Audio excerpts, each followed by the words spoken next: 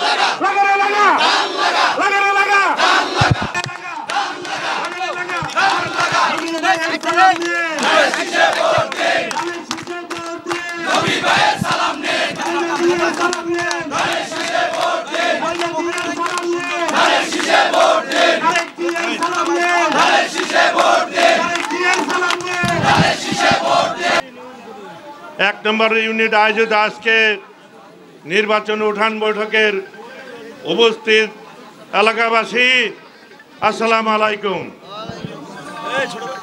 ভাইরা আমার, আপনারা জানেন যে আগামী ফেব্রুয়ারি মাসে জাতীয় নির্বাচন অনুষ্ঠিত হতে যাচ্ছে।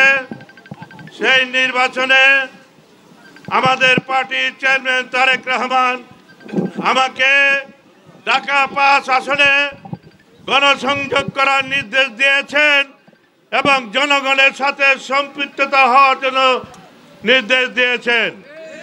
এছাড়াও ঘরে ঘরে পাড়া মহল্লা গিয়ে ভোট চাইতে বলেছেন।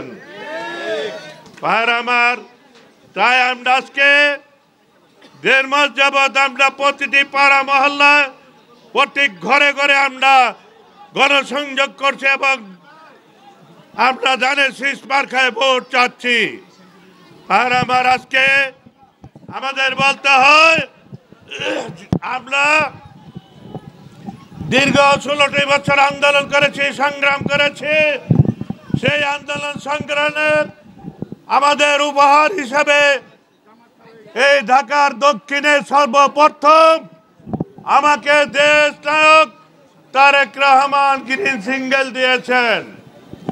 আজকে তাই বুঝতে হবে, আজকে কোনো গুজবে কান দিবেন না। আর যারা গুজবে পরে বিপদগামী হচ্ছেন তাদের আমি সতর্ক করব, যারা ধানের শীষের প্রার্থীর পিছনে না হাঁটবেন তার দলের থেকে সাংগঠনিক ব্যবস্থা নেওয়া হবে।